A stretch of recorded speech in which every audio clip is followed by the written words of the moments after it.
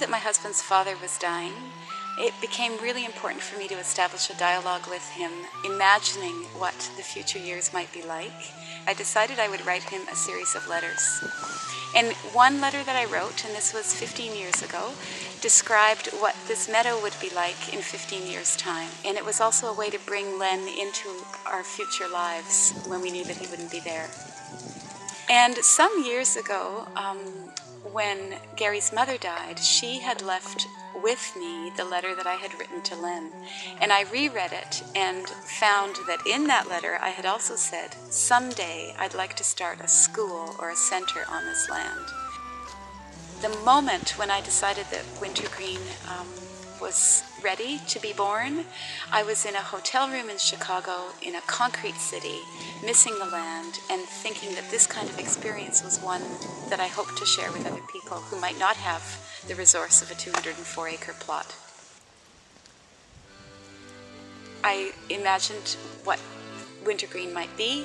A week later, Wintergreen was named, and we registered a website, and we began the process of creating this place. Now, it's happened very quickly. It's been just over a year, and I'm looking at the lodge, which is still under construction. It has come together quickly because of the building angels that have been involved in this project since the start. There have been many, many, many volunteer hands and hearts. And together, I would say hundreds of people have contributed over the past few months to put this building in the meadow.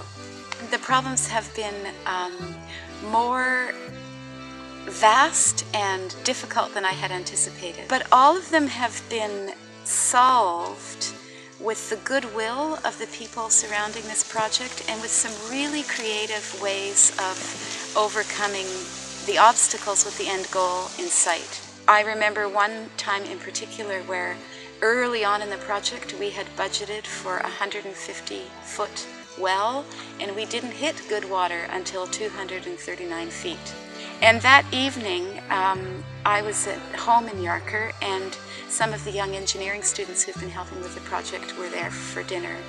And having their energy and their confidence in the project and their assurance that this was not a crazy idea helped me through that 239-foot problem, and that kind of attitude has also helped me hold on through all of the others. So certainly the overcoming those daily tiny and massive problems has been an act of will, but it's also been one that has come from the support of the people who've lent their hearts and their hands to making this happen.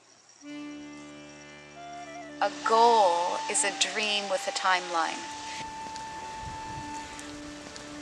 And one of the mechanisms that has helped keep Wintergreen on course has been, believe it or not, a business plan that we've been following fairly religiously.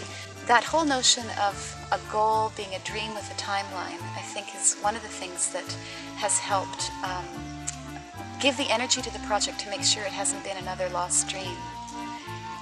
The other thing that has energized this dream for me is the thought of what it would be like to wake up when I'm 80 or 90 and know that I had a chance when I was 50 to do something big, and that I didn't do it because I was scared, or I didn't do it because of money. I hope the bumper stickers are right, that if you do what you love, the money will follow.